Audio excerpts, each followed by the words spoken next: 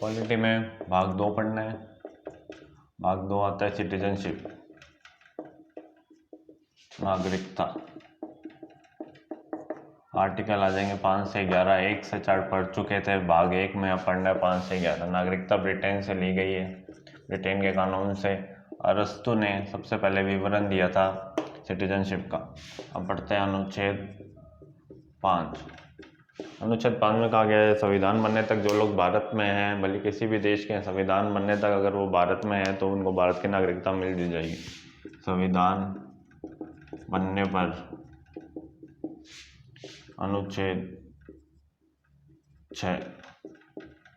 बहुत सारे लोग पाकिस्तान से आ रहे थे देश आज़ाद के समय, तो उनको भी भारत की नागरिकता दे दी जा रही थी, पर एक परमिट रूल लगाया था 19 जुलाई 1948 में। कुछ नहीं था, वहाँ से लिखवा के आना होता था कि भाई हम जा रहे हैं। संविधान बनने से पहले आगे पाकिस्तान के लोग भी, तो उनको भी नागरिकता दे दी जा रही थी। अनुच्छेद 7, यहाँ से ही बहुत लोग पाकिस्तान जा रहे थे, भारत से भी, तो उनको कहा गया वहाँ जाके देख लो, नहीं पसंद आए तो वापस आपको संविधान बनने से पहले ही आना होगा। संविधान बनने के बाद है तो आपको नागरिकता नहीं मिलेगी। संविधान बनने से पहले आ गए तो नागरिकता दे दी जाएगी। संविधान बनने से पहले। अनुच्छेद 8। अनुच्छेद 8 में कहा गया बहुत सारे लोग भारत से बाहर विदेश में पढ़ाई के लिए, भ्रमण के लिए जा रहे थे, तो उनकी नागरिकता समाप्त नहीं होगी। विदेश भ्रमण एवं पढ़ाई के लिए। अनुच्छेद 9 में कहा गया कि अगर आप वहाँ विदेश जाके विदेश की नागरिकता ले लेते हैं तो फिर भारत की नागरिकता आपके समाप्त कर दी जाएगी। विदेश की नागरिकता लेने पर। अनुच्छेद 10। अनुच्छेद 10 में कहा गया अगर आप कोई देश विरोधी कार्य करते हैं तो आपकी नागरिकता वापस ले ली जाएगी। देश विरोधी कार्य करने पर। देश विरोधी कार्य। फिर आता है अनुच्छेद 11। अनुच्छेद 11 में कहा गया है कि गृह मंत्रालय कानून बना सकता है। ये अभी आज़ादी के समय फटाफट पता नहीं चल रहा था किसको नागरिकता दे किसको नहीं दे, तो उसके आधार पर बनाया गया। अनुच्छेद 11 में कहा गया कि आगे जाके गृह मंत्रालय बना ले। गृह मंत्रालय ने 1955 में कानून बनाया। 1955 के थ्रू ही अपन को भी नागरिकता 1955 अधिनियम के तहत मिल गई है। तो अब 1955 अधिनियम पढ़ेंगे। 1955 पहला अधिनियम आया। 1982 में पहली बार संशोधन हुआ था। 1955 अधिनियम 1982 में संशोधन हुआ पहली बार। आपको बताऊंगा, डेट आ जाती काफ़ी इम्पोर्टेंट है। इसमें जन्म के आधार पर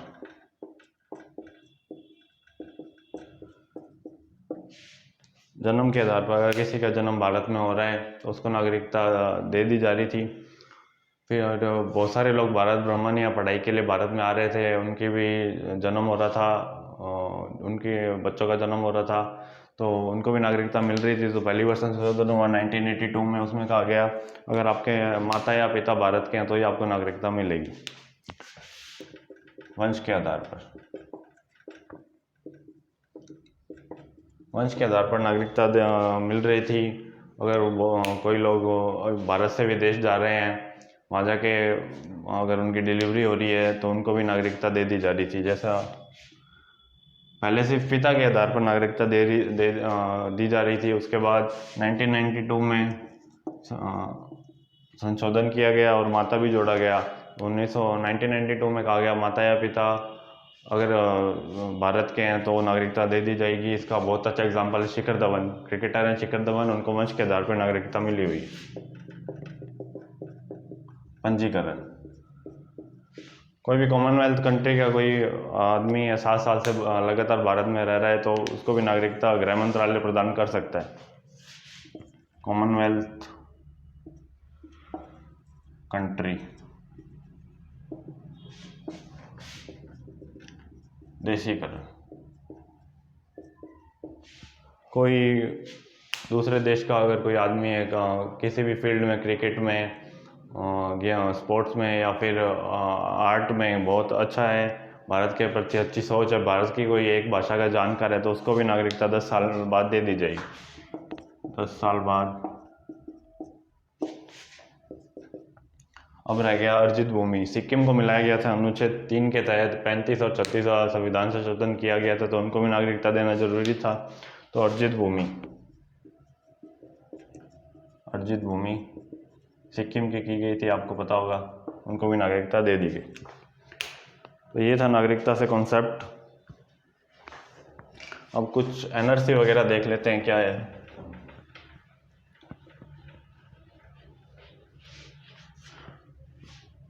अब होते हैं NRI, non resident Indian.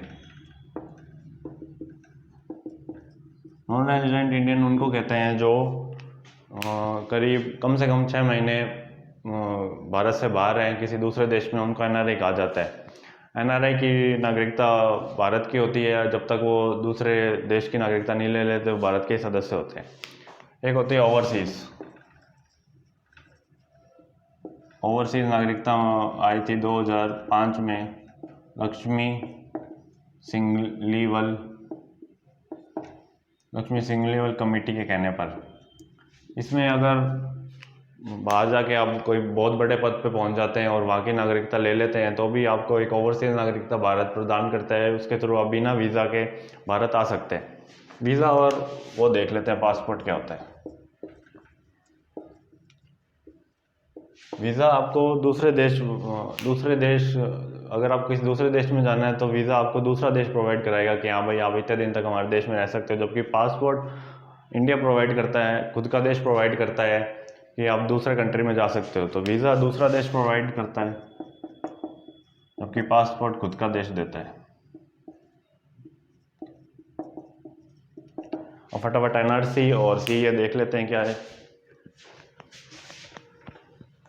NRC होता है national registered citizenship.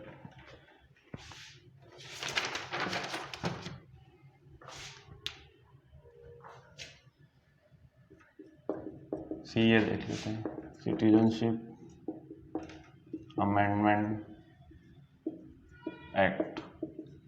Citizenship amendment act इसके थ्रू कहा गया 31